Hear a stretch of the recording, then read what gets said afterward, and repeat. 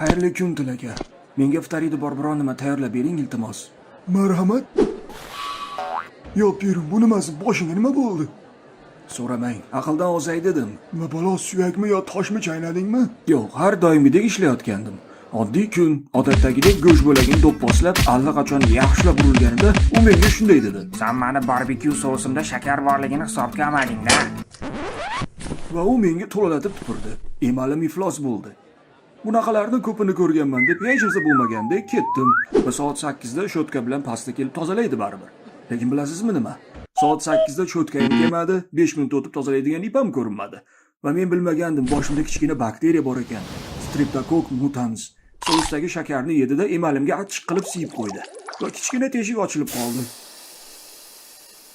Voy, emalni demeralizatsiya qilibdi-da.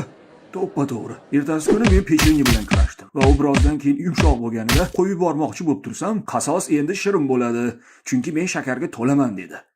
Emalimni dabdalasini chiqardi. Men aytaman, odamlarga nima bo'lgan o'zi? O'sha kichik bakteriya o'zining barcha oshnalarini chaqirib oldi.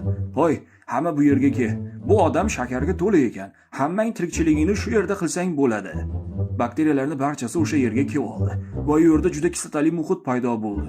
Bu esa teshikni yana ham ko'proq ochib, kislotali pillatcha hosil qildi. Bu paytda tish cho'tkasi bilan pasta qayerda edi? Haligacha cho'tkadan xabar yo'qligini bilib, bakteriyalar katta teshikka ega bo'lganida, ular o'sha yerni o'ziga makon qilib oldi va keyin katta xolasini uyida ko'payishni boshladi. Qip-qizil aferiz ekan u. Bir kuni xayol surib ketayotsam, juda o'ziga bino qo'ygan olifta yong'oqni uchratib qoldim.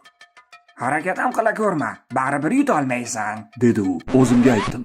Men bu bema'ni yong'oqni bir adabini beray. Men unga bosh bilan zarba bermoqchi bo'ldim. Boshim dosh bermay chirsindi. Menda pulpagacha yetib boradigan ulkan teshik bor ekan. Shunday og'ridiki, ey xudo, ko'zimdan o't chaqnab ketdi. Toshkentchi. Keyin shifokoriga bordim. Zararlangan joyini bir amallab burg'ilab, teshikni yaxshilab tozaladi va o'rnini to'ldirib qo'ydi. Plombani yaxshi qo'yibdi, baraka topsin. Yaxshiyamki, endi shotkalash va ip bilan tozalash tez-tez bo'lyapti. Ko'ramiz hali bu qancha davom etarkan. Ey, kim seni chaqirdi bu yerga? Uka, o'zingni bos. Mani soat 9 da yegani olib qo'ygan bo'lsa, soat 8 da tish yuvishdan nima foyda bor? Hozir senga hurmat qilishni o'rgatib qo'yaman. Ajoyib. Qani boshlang bo'lmasa aka.